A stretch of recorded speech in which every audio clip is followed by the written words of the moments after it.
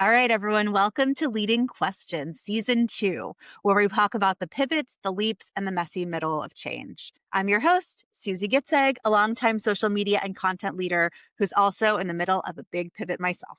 This season is about the people who are brave enough to bet on themselves, to leave comfort for possibility, to rebuild after disruption, and to find meaning in what's next. Because sometimes the best way to lead is to start asking a better question. So today's guest, welcome, is my friend Doc Deuce. He is a creator, team human, which we'll talk about in a little bit, and somebody who has pivoted from building for individuals to solving bigger problems that we're going to hear about in a little bit. So welcome, Doc, to Leading Howdy, howdy. Questions. Nice to be here. Thanks for having me. Fantastic. So we're talking about here, what does it mean to create value, to build something from scratch, to ask yourself big questions, and to take a leap when the time is right. And you're someone who knows a lot about all of those things. So thank you for being willing to come and have a Oh, chat it's with a me. wonderful place. It's just like I love the whole premise of it all. It's good things for people to be able to learn from and be inspired. So let's talk a little bit about creativity and responsibility. So I know that you mentioned that your lesson in responsibility started young. What was that like for you? And also, have you always been a person that's been creative? And how did that balance your journey with Well, responsibility? okay. So I have always been creative. As a matter of fact, I was taking high school art classes when I was in elementary school. They would bus me up to the high school to study with the What? big kids. So creativity has definitely always been a part of just my makeup. It was as a teenager, however, that I really learned about responsibility because I was 19 years old when I became a father. At that point, though, I still was still creative, of course. It's inherent to who I am. But when the situation changed a few years later and I became a full-time single parent, I had to think about things a little bit differently. So the balance between responsibility and creativity had to change a lot. And I knew that I had the potential to do great things creatively, but it would take a lot of work. I Mhm. also knew that I had already made a promise because of the movie Hook that I would be a great dad. And once it was just me and all of the responsibility was on me to do what it took to be a great dad, I pivoted completely into being the best dad I could be. Okay, so I have follow-up questions. First of all, what were you bused to the high school to take? What was your art and medium? What were you good It at was as a little just kid? art, which wasn't yeah, Just it was general just the art. art Oh my class, and God. so everything from, drawing still life to clay to paint, so it was really just like an introduction to all of the different media through which, we can, Mhm. represent our perspective of the world, except for writing. I mean, it was all visual media, so that was the thing. I did take creative writing later as well. Yeah, it was really cool. I made stuff out of clay. I got to do, like, stuff that my classmates back at the elementary school, weren't able to get involved in, and that was quite awesome. That is amazing. And I love that they saw something in you that made them want to invest in your creativity. So whoever did that, amazing. And cheers for them. And it sounds like creativity was always there for you. Did it have to take a back seat when you became a dad? And if so, for how long did it sit on the back seat? It definitely took a backseat just because, I had this new responsibility, this new human. I'm so team human and I made one, Big so it was one. like, well, I better play for the team properly. So, Absolutely. creativity was still there. It had already been such a driving force in my life. I was making music at the time. I actually got signed to an indie record label and was working on my What? first album while my son was still in the womb. That also led to moving to Austin. I'm from San Antonio originally. And Wow. before my son was even a year old, I moved to Austin just because creativity, this is a great city for that.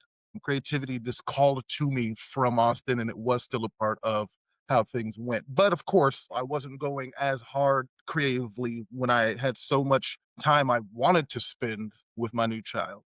Life was turbulent. Let's just say, when you're 19, you Yeah. gotta figure it all out, you know what I mean? I was really gaining a lot of momentum. I founded a company, I&I Enterprises, to be the foundation, upon which I would build my brand to the world. I became a single father in 2010, just, like about a year right after the company was founded. And then, I had so much Wow. momentum that I was still kind of dabbling in it. I had booked gigs already. I had folks still calling me up to do stuff. I had a residency at one of the clubs in Austin. I realized, like, if Wow. I'm going to do that, it's going to take a whole lot more of me than I'm willing to give, because I need to give so much more of myself to my son. So it did really take a back seat once it was only me. What I've learned about you, even in the few months that we've known each other, is that if you're going to do something, you're going to prepare and you're going to do it well. You're not going to half ass it, right? But what I also love is that creatives are creatives in so many different ways. I think about that when I think about like my own journey where I wrote and I drew and I danced. It's going to come out in some way or other, and probably came out in your parenting. You're probably a creative parent in some way, right? But that you were able to come back to it at a certain point. So when did you come back to your creativity? How old was your son, and how did that show up in your life? Over the years, I dabbled, and I Yeah. I only recently committed again. And so that the times have changed to the point where I can now recommit to those creative and entrepreneurial drives that are in me, because once I became a single father, I Mhm. was very risk averse. I went ahead and just went back to school, got a degree, got another Yeah. degree, and just entered the corporate world and was like, I need to be stable for my son. And so every once in a while, I do a Mhm. little creative stuff, which is how I got into working with creative people. I'm out there. I taught for a few years. I became a trainer and instructional designer. So again, always investing. I'm team human. And so how can I help people get from one level of understanding to another? How can I help them understand their place, their role, their potential, and help them reach that? So that was how I made my living. And then I would dabble in working with other creative people in the city to be like, yo, I love what you're doing. Is there any way I can do something? Because the corporate world has its Mhm. limitations on what you're able to do, Yeah. say, and where you're able to go. And so the dabbling was just a way to kind of Uh-huh. keep my soul alive, while while doing the corporate job. And then yeah, I recently, since my son graduated college and is working full time in the field, in his field of choice, I knocked that part out. Now it's time to, yeah, yeah, now I can get back to some of the other things that have been on my mind and in my heart. It sounds like you found ways to dabble here, dabble there, and you were just waiting for the time when you could emerge, having checked off raise a human off the list, and then get back to some of the things that were also things that you're Mm. passionate about. So you talked about team human. How would you define it? I'd love to talk a little more about Well, that. okay, I think I've been team human, man, since I was rather young. I actually entered kindergarten teaching because I was already reading, and they're teaching everyone the alphabet, and I'm like, "I know all this already." Me My teachers were too. like, "Well, help me teach the class." And so I actually started teaching as soon as I started school. And, I really enjoyed that because yeah, it's cool knowing stuff. And I think the more you know, and not necessarily like breadth of knowledge, it could even be depth of knowledge. How well do you know yourself? It's a way for their potential to be shown as well. So I've been team human for a very long time. Again, I taught at an elementary school for a few years. I taught kids how to write code through a company called Code Wizards. Then That's once so I got cool. my master's, I got it in instructional design, because in the same way that I have talked about helping an individual or even a small group, and then realizing like I can have a bigger impact. I can teach a classroom full of kids for a year. Mhm. And those 20 kids, by the end of the year, I know I will have changed and affected. Or I can Oh, design so good. curriculum that works in hundreds of classrooms for years to come. And I saw the opportunity to have a bigger impact by actually coming at it from the top Mhm. down, and designing the learning, methods and the curriculum and things of that nature. But yes, so team It's human, that has incredible. always been. I'm a big fan of humans. Creative humans are my favorite. Teachers are a very close second, and only second to creators, because I think creators are teachers as well in their own way. Absolutely. And as someone who also taught, I used to teach K through 12 theater, and I loved that so much. I loved the students. I loved making an impact. But you're right. If you can create on a macro level and you're like, I've affected these lives, but now I'm going to affect so many more lives. I can see how that's been a driving force in your life and in selecting the next place you go with your creativity. You told me that your pivot question was, and your moment of change is that you're putting so much into being team human, into raising a son, into building creative endeavors that help so many people. And now it's time in your journey to ask for help. What does that question mean to you? And what sort of help are you asking for? So when I was working in the corporate realm of things, amazing Hmm. things happened. I worked with Apple, and that was one of my favorite places to work because I was surrounded by my favorite things, creative people who are ambitious and hardworking. And we had, common goals in Yeah. mind, managing projects. And I'm like, yo, subject matter expert, I need you to tell me what needs to be conveyed. Okay. Now graphic designer, I need something that conveys this visually. And this, so it's just like, yeah, teamwork and collaboration. It was great. And then as an entrepreneur, Yes. it's like, it sure Yes. is lonely out here.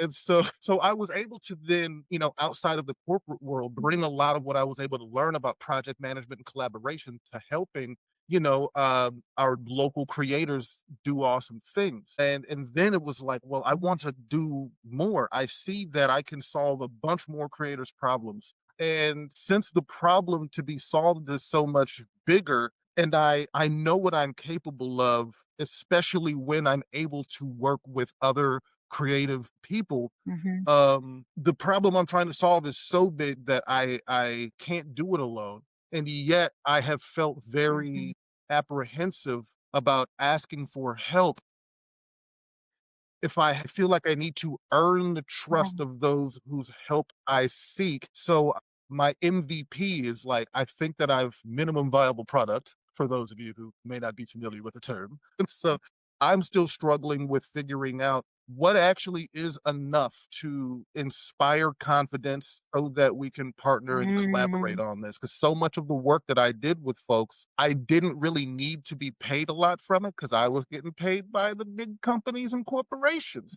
So when I dabbled creatively, I was Yeah. like, don't worry about it. This is for my soul. I'm hoping to inspire some folks who feel the same way until revenues come in. I definitely want to pay folks. I don't want anybody to volunteer. I want folks to feel confident that if I do contribute to this and forego some of the expected benefits for a little while, I can see a clear path to those benefits arriving soon. And so I'm like, how do I build the thing in a way that it's not the thing yet, but it's enough of the thing that people see what the thing is going to be, so they help me make it be that thing so they can get some of what the thing do. That's where I'm at. That was put perfectly. And what I'm hearing is like you were always a person that gave creatively to help other people. You loved collaboration and working with others to build something awesome. Now you're building your something yourself and you want to build with others and you want to know, are people interested? Are they ready? Can they join on if maybe there isn't a financial impact? And you have to ask people for help to build. You want to ask people for help to build, but you're feeling a roadblock. Um, it's so easy for me to look at what you're doing and say, like, of course people are going to want to help. Like, we live in a creative city. People are always wanting to cut their teeth on new projects. Everyone wants to build their portfolio, especially like new people. But as a person who's building, I have the opposite reaction sometimes. Like, why would people take a risk on me? Like, why me? Why what I'm doing? Why does that matter? Right. And believing enough in ourselves and our inherent creative worth to ask for what we want. How would you sum up what you're That's building? everything so well put. You're great at this. Right now, I'm building a media company Yeah. because I think that we as a community, especially in city like Austin or in an area like Austin, it has for a long time attracted a certain type of person. And when I Mhm. look around and see that, especially after COVID, when a lot of people moved in here, we've got 2.5 million amazing humans in our greater Austin Yeah. area. I've also heard over the last 2 decades I've been living here about how much the city has changed and how some of our favorite institutions are being lost to this new everywhereization of Austin, where a lot of folks from The Mm. outside are investing and buying the land underneath some of our favorite institutions. And then our favorite institutions can no longer even afford to be where they've been for the last decade or two. And so Austin Zone is actually trying to solve a lot of those problems by first and foremost showing the city to itself. And the city Mm. is its people. And our creators, our storytellers are the ones who are conveying who and what our people are. And so I've started an aggregation of Austin's awesome people. I have a YouTube channel right now that it's not even original content. It's all just like, look at these cool people making business videos. Look at these cool people who make films. Look at these cool people who will tell you about the city because they're real estate agents and they know what the property taxes and all of the stuff going on looks like, so you can be aware of the city. And so, yeah, first and foremost, I'm gathering all of the creators. And once we've got all the creators, kind of seeing what's going on, and everybody else can have a consolidated, concentrated dose of this awesome area, then we can start connecting even more dots and building even more solutions. Amazing. And if that isn't the tagline for Austin Zone, it probably should be. What help do you want to ask for that you're either scared to ask for or you think people are Well, going to say no? the main thing, honestly, is development work. Boston Zone does have three tenets. The first of which is it's bigger than local. It's Austin. You can be local Mhm. anywhere in this country, but Austin is special. And so when you say local, you're actually We talking are. about you're talking about something pretty cool. The second one is the main one. It's as Austin as possible, because I do truly believe that with the human capital that we Ooh. have in this area, there's nothing we can't build, no problem we can't solve, no future we can't manifest through our collaboration with just the human capital and creative capital we have in our state capital. And so, as I want help, I could easily hop onto Fiverr, I could easily outsource to another country. But it's Mhm. like, well, if I'm building this for Austin, with Austin, Yeah. I want Austin people helping me build this thing. I just need to be able to present a path to them to say, even though I can't pay you what a developer should be paid at the outset, if you believe in this, Hmm. then here's the path to when we will be. The last tenet of Austin Zone is everybody wins. And so, I yeah, love it. everybody. So we'll say if you resonate with Doc's message, we'll definitely give you information to reach out to him. I'll say that things are moving towards AI, like I know you and I have talked about a lot. The humanness of everything matters even more than ever before. The creativity of humans, the community of humans, the helping each other, the rallying around each other. As much as I value AI in certain parts of my life, none of that is replicatable. That takes human beings. And what I love about Austin, and I grew up here and I have seen enormous change, but at its heart, it's still a place where people do creatively care and want to invest in each other's projects. And as someone who used to run a theater company back in the day, we paid people gas money and we said everyone gets paid, but you're getting paid gas money. And I got paid gas money and they got paid gas money, but it was some small way at the time. We were in our 20s, but some small way at the time of saying, like, we value you, we appreciate you. We all believe in the same vision and let's create something beautiful together. So I completely understand where you're coming from. And I think you might be surprised by creative people that want a project and want to work with Yeah, you. it's just It definitely feels like you're in a pivot moment in your life. You're building something creative. You're at a different stage of your life where this is possible for you, and you're able to take everything you've learned throughout your life, all your creative endeavors, and put them into something you're really passionate about. And I think, especially after careers in corporate America, still love you, corporate America, but it's also important to build something of your own that matters to you at your heart level. Okay. So I have a couple of quick lightning round questions for you before we wrap up. What is a risk you're glad you took in your life? golly, this is have one. It's just super super personal. Like I even have a line in a song. I fought and I won that weight. I won that fate. I took on that weight. And that's being a single dad. There was a point where there was contention about me becoming a single dad and having my son full time. I fought, I took a risk to say, I have the opportunity to just be like, sure, you take them. But I really thought about what would be the best situation for him. And this is after losing a fight in court. There were a couple of fights, and the first one Mm, wasn't even a fight. As soon as I walked in, they were just like, "Oh, that's what she wants? Sure." And I was like shattered. So to actually be shattered like Wow. that and then still be willing to get back into the ring and fight again and then win and then raise my son to the point where he graduated from UT at age 19 with 0 debt and is working, making a living, doing the exact thing that he wanted to do. I feel like I've guided him well, and I'm very glad I took the risk and took on the responsibility of being the best dad I could be when I actually did have an out. That's something you don't see a lot in teenagers, and especially teenagers who are making choices that are going to greatly influence their own lives and in ways that are hard, but it sounds like very worthwhile. Who's someone in your life that's believed in you? Rest in peace, Jess Gerald. The late Mm. Jess Gerald impacted a lot of lives. He actually was my third grade elementary school teacher, and then he Ah, became the teacher for the gifted and talented program that I was also in. So I got to spend a lot of time with the man. He worked at the zoo and like did animal demonstrations for kids. Like, this is a snake and these are tarantulas. And they're like, he had snakes in his classroom. He was one of the most intelligent people I've ever known. And he oh did my God. believe in me. He understood I was different as a kid.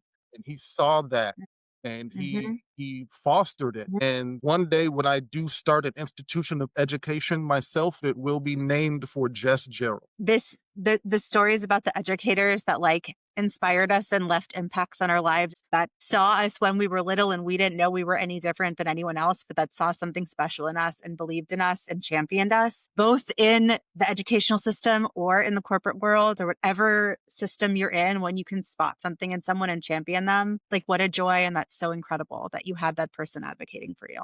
He sounds like a really good man. Okay, last question for you. What's next? What's one thing on your Oh, mind, I'm doing future? this Austin Zone thing, baby. We about to take Austin Zone and make it the creative capital of the United States and potentially the world, because the world has its eyes on this city. So I'm building this thing to, first of all, aggregate all of the dope stuff from Austin and give you one place where you can see it and engage with it. We will then start the curation and creation process where we're making sure that we're connecting dots, building bridges between some of the different silos of awesomeness that we have around the city and say, how can we put Mhm. these 4 or 5 things together and make Voltron, for those of you who get that reference, or the Megazord, if that makes sense. I get no references, but some people Yeah, out yeah, there they're will, and basically that's what different matters. robot parts that like form together to make a big robot. And then the big robot can do more than any of Yes. those individual robots could have done, despite the power of those individual little robots. So I believe in the power of Austin, and I believe that Austin Zone Yeah. is going to be the connector that turns a lot of bright lights shining separately into a powerful laser beam out into the universe that can be seen, across the galaxy and show that Austin knows how to get things done. I love it. Thank you so much for sharing your story, Doc. I know we've gone all over the place, from being a teen dad to building your own company to empowering humans and creators. And I know you're just getting started. And for everyone else, thank you so much for tuning in to season 2 of Leading Questions. If you enjoyed this episode, share it with someone who's navigating their own pivot or someone who wants to partner with Doc on building something creative, and subscribe for more conversations about risk, reinvention, and resilience. I'm Susie Gidseg, and I'll see you next time.